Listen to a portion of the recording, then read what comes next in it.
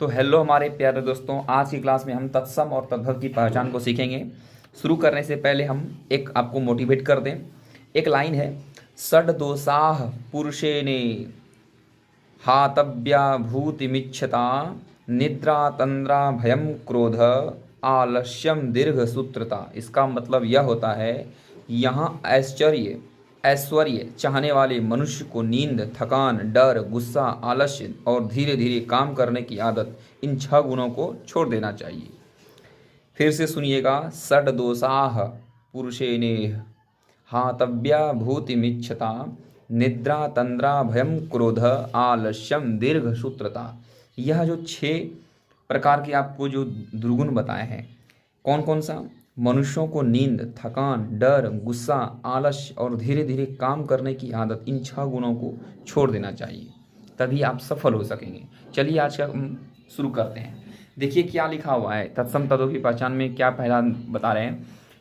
इसमें प्राय तत्सम में अक्षौ जो अक्षौ या शुरू हो या अंत में आपको अक्षौ दिखे, और तद्भव में ख का प्रयोग होता है।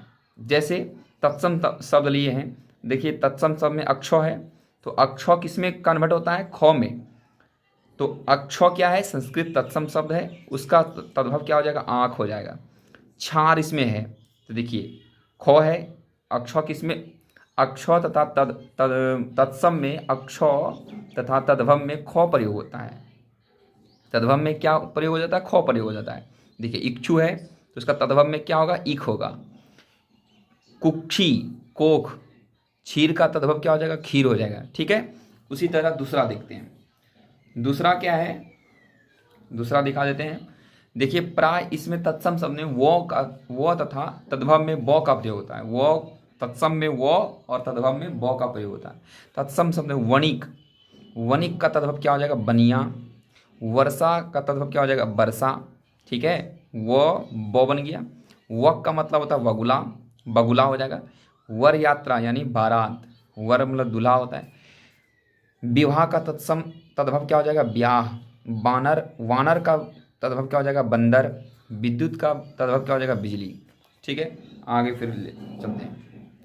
इसका क्या है, इसमें प्राय तालव्य शौ को जो है ना, दन शौ का प्रयोग होता है। इसमें तत्सम क्या है? शाक है। शाक का मतलब साग होता है। सुक, सुक का मतलब होता है तोता, उसको जिसको बोलता है पैरोट। सुक को तत्सम क्या हो जाएगा? तद्भव शुआ। सुंड का क्या हो जाएगा? सुंड। तत्सम शब्द तद्भव, इसमें भी देखिए श्यामल का क्या हो जाएगा? सांवला। स्वसुर का मतलब वो हो जाएगा ससुर। स्वसुर संस्कृत वर्ड है, और तद्भव क्या हो जाएगा? ससुर हो जाएगा। फिर आगे चलते हैं। देखिए प्राय तत्सम में य तथा तद्भव में जौ का प्रयोग, यौ को किसमें तद्भव में बोलते हैं? जौ का प्रयोग बोलते हैं। यौ को क्या बोलते हैं तद्भव में? जौ। तो ये है युवा, जवान, ये जवान यहाँ पर अंशान बिंदु है, इसको काट दीजिए। युग, युग को हम क्या बोलेंगे तद्भव में? युग। यूथ को क्या बोलेंगे? जत्था। यदा को क्या बोलेंगे? जब। और यजमान को क्या बोलेंगे? जजमान। ठीक है, उसी तरह योग को क्या बोलेंगे? जोग। योगी को क्या तद्भव में कन्वर्ट करेंगे? जोगी।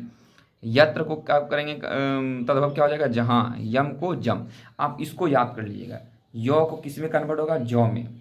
ठीक है, उसी तरह तालव्य शौ धन शौ में, और वो को इसमें हो जाएगा ब में कन्वर्ट हो जाएगा। अक्षौ जहाँ मिलेगा आपको ना, उसको ख में कन्वर्ट कर दीजिएगा।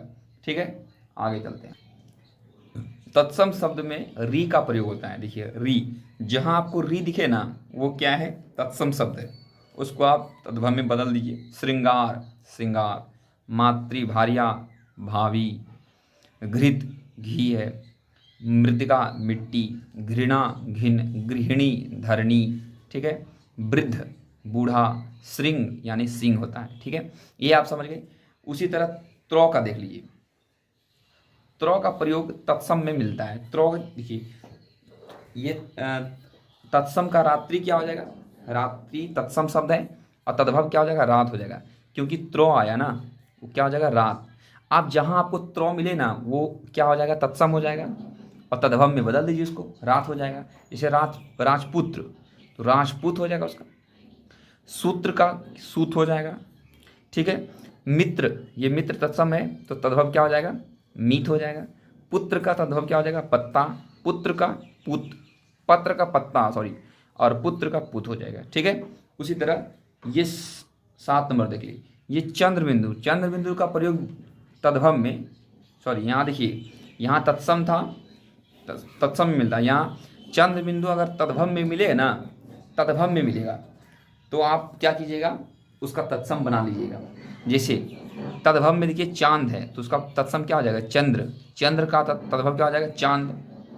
तद्भव चांद बिंदु किस में होगा? तद्भव में होगा, यानी कि मुख जो है वो मुंह हो जाएगा, लंग लंगड़ा। तत्सम पूछ है तो तद्भव क्या हो जाएगा? पूछ। पंच का तद्भव क्या हो जाएगा? 5। ठीक है, आगे चलते हैं 8 नंबर। इसमें प्राय रॉ के रूप में तत्सम शब्दों में मिलते हैं। देखिए, और कोई वर्ण आधा हो भी तो क्या होगा? तत्सम शब्द। जैसे इसमें देखिए आधा भी है, दोवा संयुग है, पहरी, द्विपहरी यानी दोपहरी होता है, उसका तद्भव क्या कर देगा? दोपहरी। स्पर्श का उसका क्या हो जाएगा? स्पर्श का तो परस हो जाएगा। व्याघ्र, इसमें देखिए ये आपको देखिए ये पदेन रूप है, आप इसको ये जो इस तरह का रॉ पढ़ते हैं, इस तरह का भी रॉ पढ़ते हैं, और इस तरह का जो रेफ रॉ है, और एक रॉ ऐसे होता है तो ये पदेन रूप है, और ये रॉ हो जाएगा आपका वर्ण हो गया। ठीक है। ताम्र का तद्भव क्या हो जाएगा? तांबा। प्रस्तर का क्या हो जाएगा? पत्थर। स्वर, इसमें भी देखिए आधा सो है और रेफ भी है, तो स्वर्णकार का मतलब हो जाएगा सुनार। तो देखिए जितने भी 8 प्रकार बताएं आपको, ये इसको याद कर लीजिएगा। ये रॉ को हम रॉ के रूप में तत्सम शब्द मिलते हैं, शब्दों में मिलते हैं। चांद बिंदु का प्रयोग तद्भव में मिलता है, और ये त्र का प्रयोग तत्सम में मिलता है, और ये री का प्रयोग तत्सम में मिलता है। इसको आप याद कर लीजिएगा, जो कि आपको बहुत ही काम देगा तत्सम को तद्भव में बदलने के लिए। ठीक है, तो मिलते हैं किसी नेक्स्ट वीडियो में। तब तक जाने से पहले वीडियो अच्छा लगे तो वीडियो को लाइक कर दीजिएगा। जय हिंद।